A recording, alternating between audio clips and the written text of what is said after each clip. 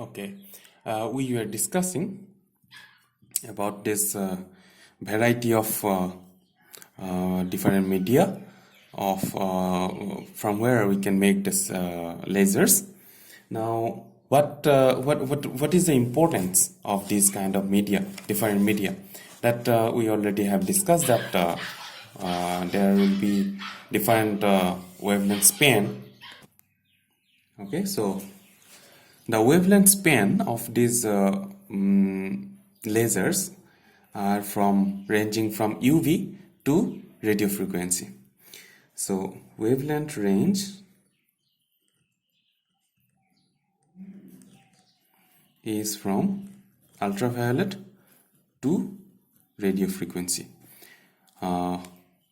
As we know, if we see the electromagnetic radiation band, electromagnetic radiation spectrum, then it ranges from very high intensity to very high frequency to low frequency. So if you come across this range, then wavelength, if you go across this land, then that will be going on increasing wavelength, and this is a decreasing frequency. Okay, when frequency will be go lower and lower, smaller and smaller, then that will be falling in the high energy range. This is high energy and this is low energy. Okay, this is these are low wavelength, low wavelength means small wavelength. This is high wavelength. Okay, this is small new frequency. This is these are high frequency.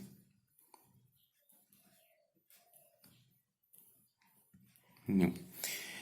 So say for example, these are the range of the visible light. Okay, this is the range of visible light. Beyond that, these are radio frequency. They fall under radio frequency. Basically here infrared, then the radio frequency, then meter wave, etc, etc. Actually meter wave will be coming here, then will be coming radio frequency. Okay, so from the radio frequency to high energy are starting from ultraviolet, then X-ray, then gamma ray. Okay, then this is the electromagnetic radiation spectrum. So we can see only up to this part for this visible range. When visible range is is ranging from 350 nanometer to 750 nanometer. Only up to this range we can see. Means our eyes are sensitive only up to this point, up to this wavelengths. Therefore we can see these lights which is ranging from violet to blue, and beyond, violet to red, and beyond that we cannot see, above that we cannot see. Okay, so that is why we cannot see ultraviolet and we cannot see infrared. Okay, but the wavelength range of these lasers can be having from ultraviolet beyond our reach and after our reach. Okay, means from ultraviolet to radio frequency. So the bandwidth of lasers are much more higher than our sensitiveness. Okay, and these have different applications in industries, in research laboratories. That is why it is important. Okay, Then the power range. Power range of these lasers can be having from any milliwatt to megawatt. Okay, so from a milliwatt power to a megawatt power, we can generate these lasers. Okay, if we need any small kind of experiment to be done in our laboratory, then we'll be using milliwatt. But for a high power work or high power research, then we'll be using megawatt. Okay, but the lasers are available in both these two forms, two energy to power range. So it can be milliwatt, kilowatt, then megawatt, whatever you require based on your requirement, the laser can be designed. Okay, so this is one part. Then laser opened up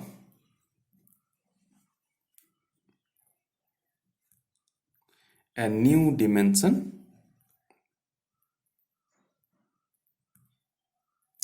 to the nature of the interaction of light with matter, and helped to develop a new era of non-linear optics. Okay, now you see, laser can be made of a power ranging from milliwatt to megawatt. Okay, and initially, in around 1900, what power sources that we had, those power sources are of very small field strength. So those power sources those are conventional light sources like our sodium lamp or mercury lamp or helium lamp. Those we used in our laboratories, and those are conventional light sources, and they had field strength which is very small. So the field strength of conventional light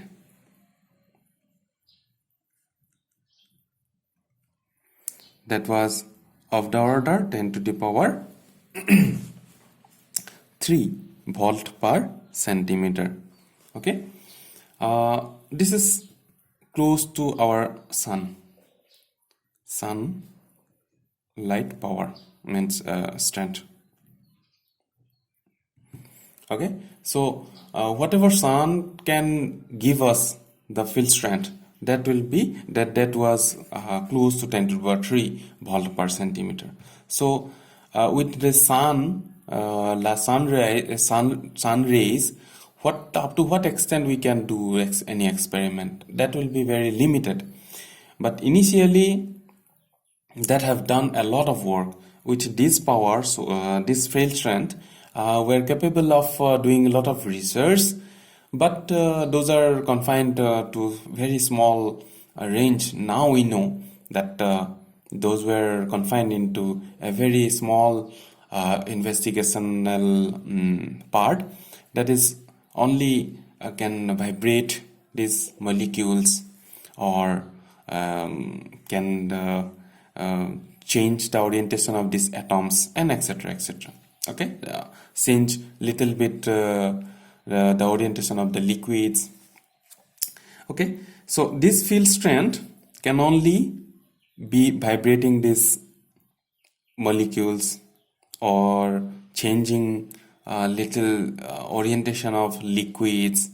Then if a lot of atoms are there, then their orientation can be changed Okay, but they were unable to give us any information of what is there if we launch a light which is capable of changing the orientation in the inside the atom. Okay, that field strength was not made at that time. Okay, the to go to the interatomic changeover in changeover in this inside this atom, then we require a field strength of order of so the field strength of interatomic level is of the order 10 to the power 10 volt per centimeter. Okay, but till 1900 or 1930 or 19 up, even up to 1960, there was no such source that can give us so much of power. Okay, so much of field strength such that it can change the internal structure of any atom. Okay, so that was not possible, but laser are capable of having 10 to the power 10 volt per centimeter field strength. So once you launch laser, then it can change the orientation of this atom. Okay, so it can give, say for example, by this application of this field strength, all the electrons came into this side, all positive charge went to that side, so that produce a dipole. Okay, here, so then a dipole moment has been introduced. So this kind of orientational change were visible only after the advent of these lasers. Okay, then after this the field of optics have changed to a new direction, and that is we know as nonlinear optics. In the nonlinear optics, the main fact is if you launch a laser, say for example you are launching a red laser into a system. Now initially what we get a red laser only, but now with that red laser some different kind of laser, say for example yellow, is also visible, which was already there told by our Raman. But Raman did it for the molecules, but this laser can give off up to solids also. Okay, so Raman effect means Raman's investigation can be applicable only up to some small power, but laser can go up to high power, such that we can go to the visible range, then ultraviolet range. Okay, so these have changed the whole scenario of optics. Now with laser, what we can have with laser, we can do a lot of things. Okay, now scientific and technological development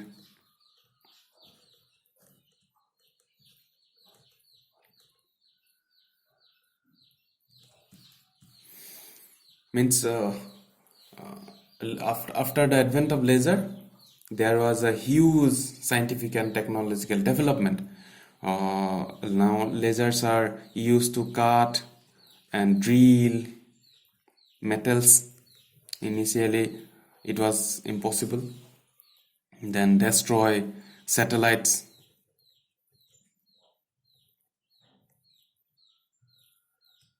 Some satellites are not working, though we are sending satellites, but after some all the satellites have some kind of duration of operation. So after that it become space debris, means space junk.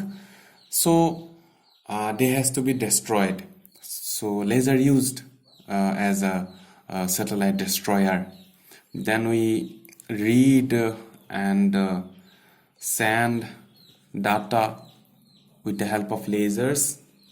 Then we cool atoms by using, interesting, by using laser we can cool atoms. Okay. Then we do trigger fusion reactions and perform critical surgeries, and many more things we can do with the lasers. Now lasers are used to find a very interesting discovery, that is entanglement. Means if we send that depends on how we can use this system to send a photon to another place, okay, without losing any information. If we succeed, then we can someday we can send a human being to a different place without losing any of its or any loss of its generality. Okay, then one that was done in after the advent of laser. Then the tracing distance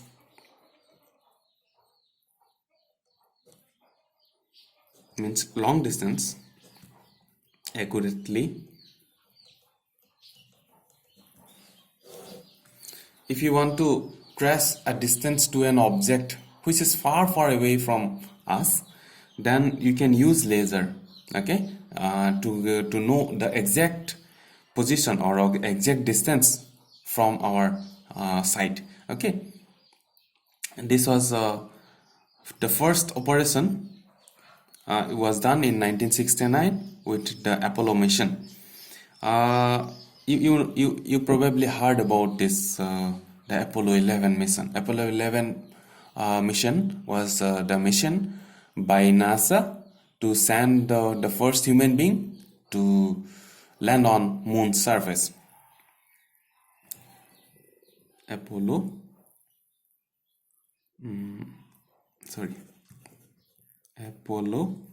11.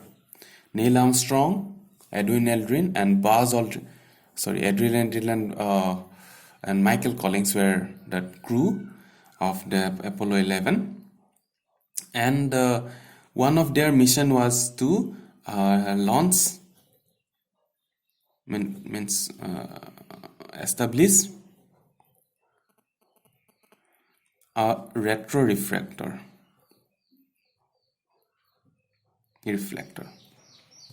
Okay, means on the moon surface they will be putting a reflector which can be, this is Earth, this is moon. When they get into this moon surface, then they placed a retroreflector which will be which were facing the Earth.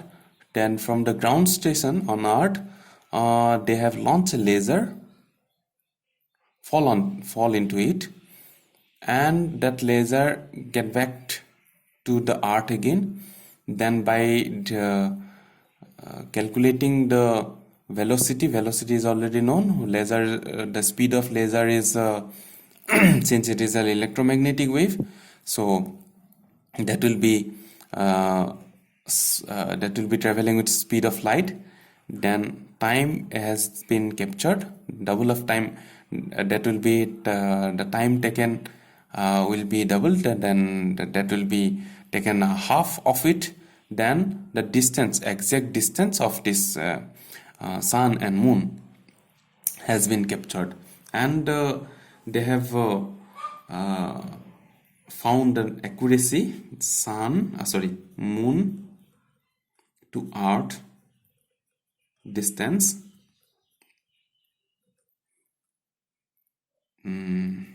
accurate measured with accuracy of 15 centimeter in 3,84,400 kilometer. Okay, that was the distance of Earth and Moon. And with an error of 15 centimeter, they have 15 centimeter means, you know, only up to probably this distance. Okay, this was the error. Then with that error only, they have measured the Earth Moon distance with exact accuracy. Okay, have you heard about Chandrayaan 2? In the Chandrayaan 2, Chandrayaan 1 was a mission of our country that was very successful, but Chandrayaan 2,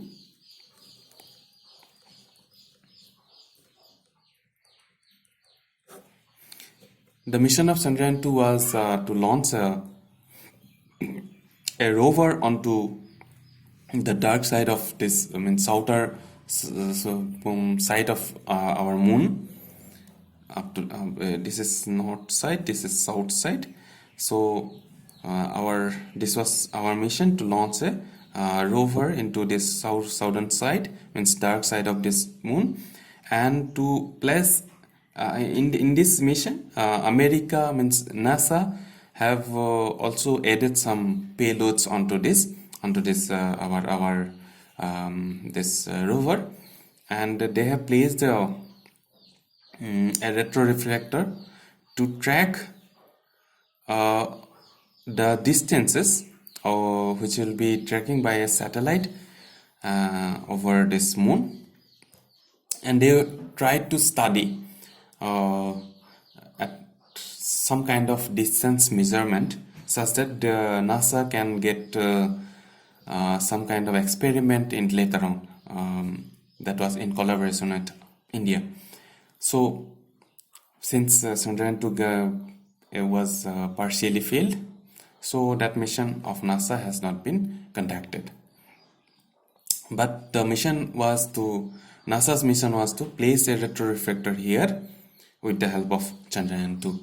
So by using the same methodology that used in 1969, same operation was taken by NASA, but it was a failed mission since Chandrayaan 2 has been failed. But in all these cases, the primary ingredient was laser. If you do not have laser, this operation cannot be conducted, or this operation was impossible. Okay, because by using a torchlight, we cannot reach the moon. Okay, the light of a torchlight cannot be, even light of a torchlight cannot be moved to a kilometer also. Okay, so since it is a laser, so it can move. And why lasers are so intense and it can travel so much long distance, that will be its basic properties, and that will be discussed in the next class. Okay, thank you so much, take care.